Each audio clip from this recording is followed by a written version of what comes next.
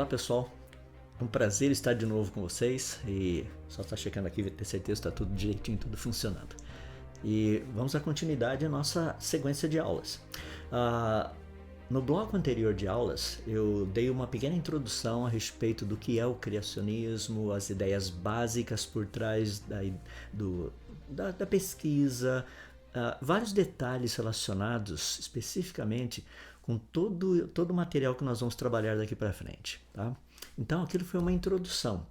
Agora eu gostaria de tratar com vocês, nesse novo bloco, uma parte um pouquinho mais avançada, que nós vamos tratar da origem da informação codificada.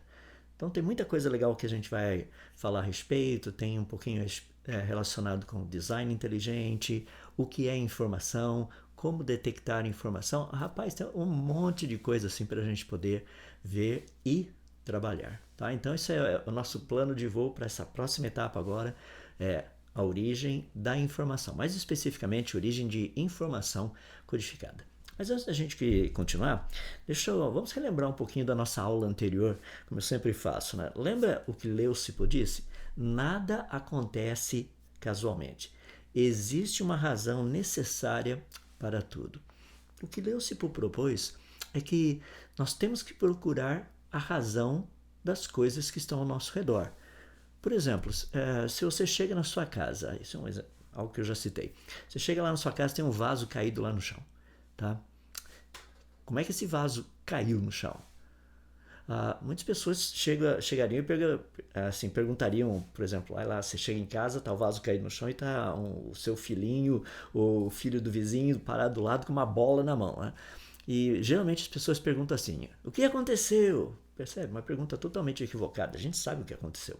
O que a gente quer saber é como aconteceu. Então, aí começam as famosas explicações, certo? Vamos dizer, não, foi o vento, ventou bastante e o vaso caiu. Tá bom, então a gente vai dar uma olhadinha, ver se outras coisas saíram do lugar também. Ver se o vento fez isso em outras coisas, só foi o vaso. Percebe? Então é possível a gente procurar causas, procurar saber o que teria produzido isso que agora nós vemos. Isso é muito importante para todo aspecto que nós vamos estudar nesse curso relacionado com evidências. Nós vamos pegar as evidências e vamos analisá-las. A gente vai chegar e falar assim, o que isso significa? Tá? Então, é a ideia assim, mais ou menos de causa e efeito. É isso que a gente vai procurar fazer no decorrer do curso. Dá uma olhadinha, vê o que nós falamos a respeito disso na aula anterior, relembre, porque isso é fundamental para a gente dar continuidade na coisa, tá bom? Bom, vamos bater um papinho aqui falando a respeito da origem da informação, porque esse é um assunto assim fascinante. Nós vivemos numa época assim espetacular. Especificamente por quê? Deixa eu mostrar para você. Nós vivemos na época da computação. Tá? E uma coisa que é muito legal, você está vendo aí, existem duas partes específicas relacionadas com a parte com a ciência da computação. Uma é o hardware, que é a parte física, que é o computador. Aquele negócio que você compra e leva para casa. O outro é o software, que está no computador, só que essa é a parte não física. São duas partes separadas. O hardware é aquilo que você pega, você segura. Você fala assim, mas o software também. Eu pego lá o pendrive, ou então pego lá o CD-ROM, alguma coisa assim. Não, você está pegando onde a informação, ou seja, o software está guardado. Você não está pegando o software. Porque o software não é algo físico. Ele é informação codificada. Percebe? Então, nós temos aí um negócio muito legal para a gente poder trabalhar a respeito de informação. Então, a gente já começa com o básico, duas partes específicas. Tá? Vamos diferenciar o que é hardware e o que é software. Deixa-me dar um exemplo bem prático para você. Eu vou coçar a ponta do meu nariz com o meu dedo. Até aí você chega a falar, tá, tudo bem. E aí? Bom, tem uma parte que é a parte do hardware, que é o meu dedo, o braço, toda essa parte de conexão que tem de músculos e nervos e tudo mais. Agora, como que o meu dedo sabe onde é a ponta do nariz? Percebe? Isso daí não é hardware, isso é o software que faz. Seres humanos, nós temos duas partes. Uma parte é o que a gente chama de hardware, é a parte física nossa, mas tem uma outra parte que é o software. E não é só o ser humano, não. Os animais também têm isso. É muito interessante. Você tem a parte física e tem uma parte não física. Acho que você já está começando a imaginar onde a gente vai chegar, né? Pois é. Quando a gente fala a respeito da vida, que em breve nós estaremos tratando a respeito dela, vai ser o bloco 4. Rapaz, a gente vai tratar muito, vamos trabalhar muito com esse conceito de hardware e software. Porque não adianta falar só a origem do hardware, a gente tem que falar a origem do software. É por isso que a gente vai estudar esse bloco aqui agora. Tá bom? Deixa eu começar colocando algo só para a gente pensar. Tem algo fascinante que é chamado da tese do relojoeiro. O que seria essa tese do relojoeiro? Bom, a tese do relojoeiro foi proposta praticamente por William Paley. Ele foi um apologeta cristão, foi filósofo e também foi um sacerdote cristão. Ele escreveu vários livros, especificamente na área de teologia natural. A teologia natural hoje tem uma conotação um pouquinho assim diferente daquela que quando ele escreveu. Deixa-me explicar. Comecinho dos anos 1800, você estudava aquilo que era chamado de teologia natural. O que seria isso? Física, química, matemática, isso era teologia natural, estava relacionado com a natureza. Por isso o nome teologia natural. E William Paley, ele escreveu muito material sobre essa teologia natural, ou seja, sobre física, química, biologia, matemática e coisas assim. Eu queria mostrar para você algo muito interessante, que ele fez essa proposta da tese do relojoeiro. Quer ver? Olha que coisa legal a maneira como ele colocou. Ele disse o seguinte: suponha que ao cruzar um campo, eu encontrasse uma pedra e me perguntasse como ela foi parar ali. Eu poderia responder que, até onde eu sabia, ela teria estado ali desde sempre. Seria muito mais fácil mostrar que essa resposta não é absurda, certo? Não é difícil. Eu estou andando ali assim, eu vejo uma pedra gigantesca lá no meio do campo, e me pergunto, desde quando essa pedra está aqui? Sei lá, provavelmente desde sempre. Percebe? O que Paley fez foi um raciocínio lógico. Sim, tem coisas que você olha e você fala, essa pedra está aqui desde quando? Qual a origem dessa pedra? E coisas assim. Percebe? Ele está tratando de um contexto de uma pedra. Agora, olha o que ele fez. Dá uma olhadinha a maneira dele raciocinar. Ele disse o seguinte: mas suponha que eu tivesse encontrado um relógio no solo e me perguntasse como aquele relógio teria ido parar ali. Dificilmente eu pensaria na resposta que já havia dado, aquela da pedra, que, pelo que eu sabia, o relógio teria estado ali desde sempre. Percebe a diferença? Por que a diferença entre a pedra e o relógio? Afinal de contas, os dois não foram encontrados no campo? Mas por que se eu dissesse que a pedra teria estado ali desde sempre, não teria nenhum problema. Mas se eu falasse que o relógio teria estado ali desde sempre, isso não faria sentido. Os dois não são objetos físicos. Qual a diferença entre eles? Porque a pedra, se eu dissesse que a pedra teria estado ali desde sempre, seria algo óbvio. Mas se eu dissesse que o relógio teria estado ali desde sempre, seria um absurdo. Qual a diferença? Agora a gente está começando a colocar certas coisas aí no lugar, né? Percebe como é legal? Olha o que Paley disse de uma forma mais interessante ainda. No entanto, porque essa resposta não deveria ser usada tanto para o relógio quanto para a pedra. Tá? A ideia de que estava lá desde sempre. Porque ela não é admissível no segundo caso do relógio, como o é no primeiro da pedra. Por que no primeiro é perfeitamente admissível e no segundo não? Qual a diferença dos dois?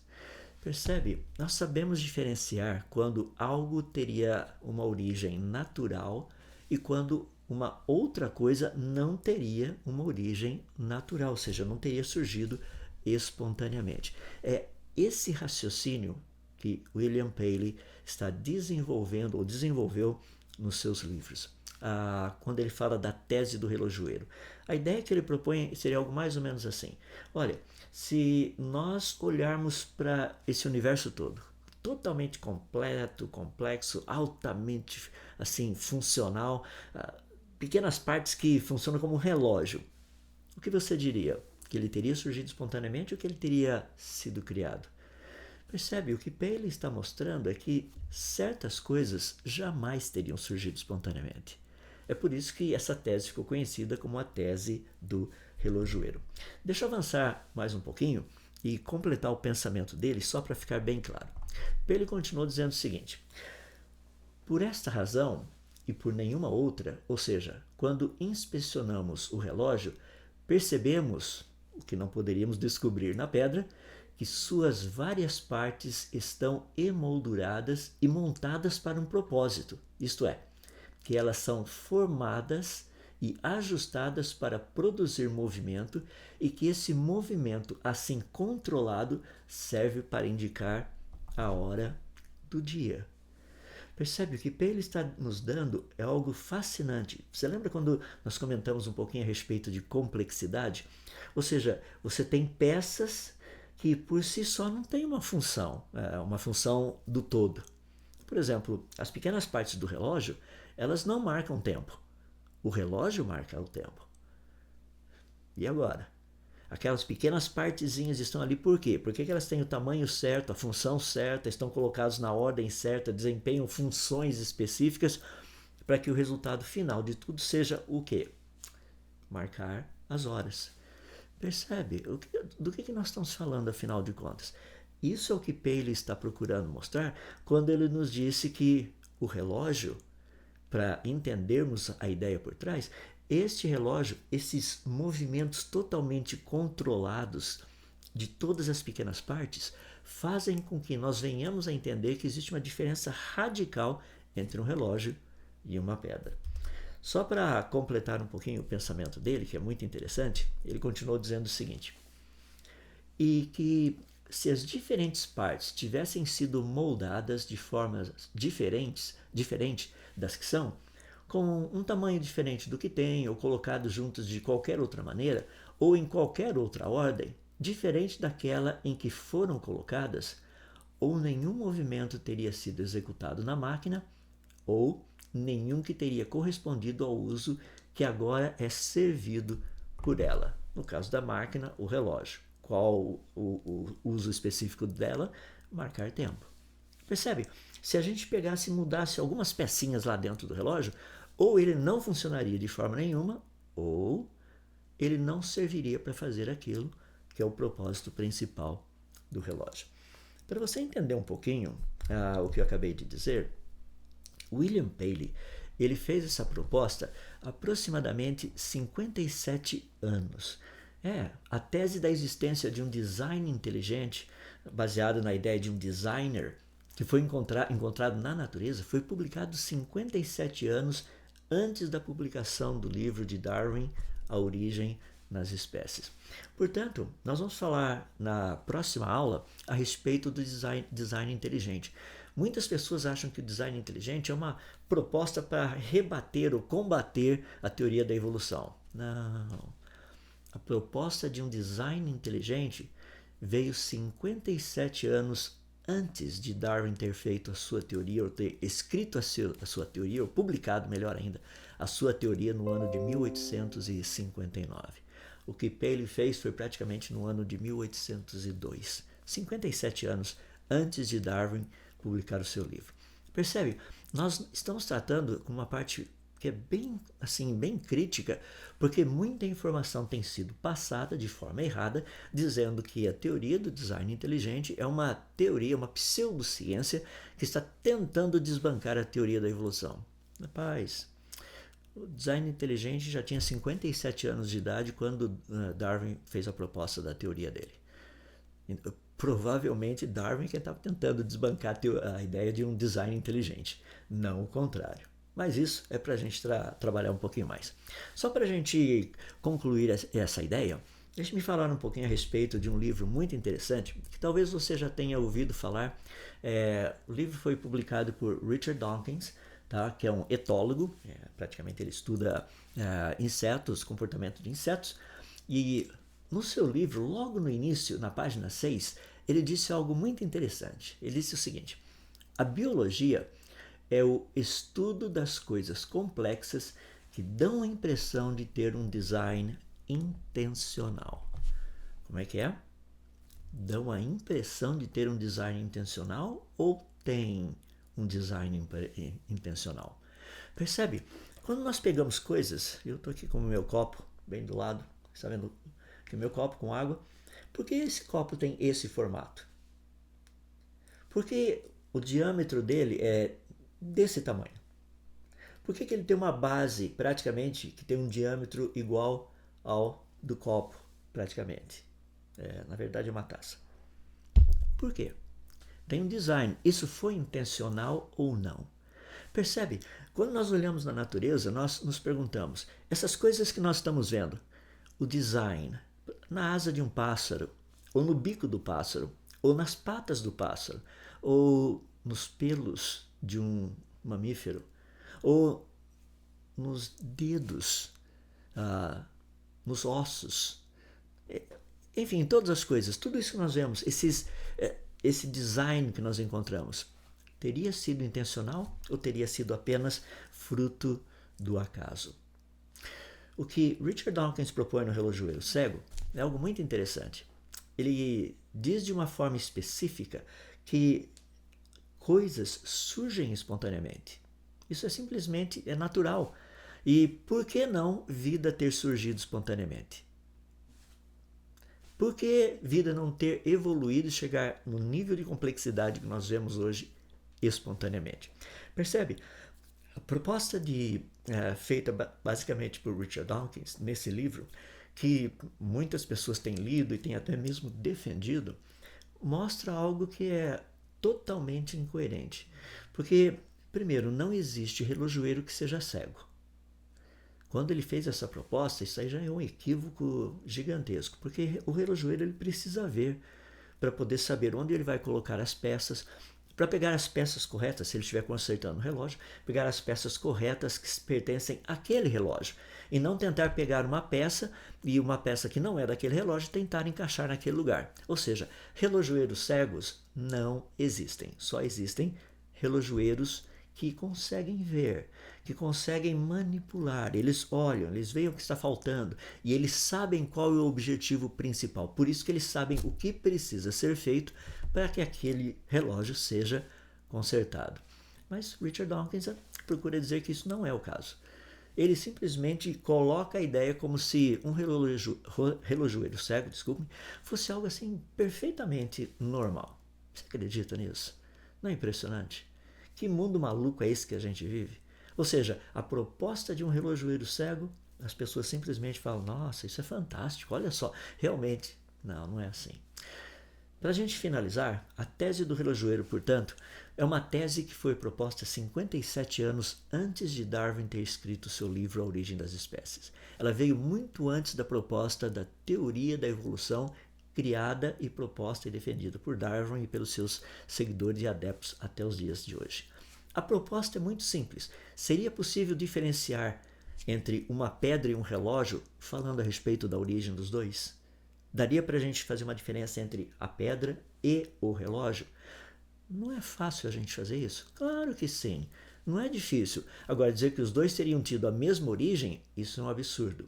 O problema, e é onde nós iremos tratar daqui para frente, é por que nós temos que tratar essas duas coisas físicas, a pedra e o relógio, de formas diferentes. Mas isso daí a gente vai guardar para as próximas aulas. Assim a gente vai poder pensar um pouquinho mais. Por enquanto, procura ver quais são as coisas que você olha e diz, isso é diferente daquilo, ou seja, isso aqui foi criado, isso não surgiu espontaneamente. Isso aqui pode ser fruto de processos naturais e leis da natureza. Dá uma olhadinha, pesquisa um pouco disso e a gente vai se falando. Te vejo na próxima aula.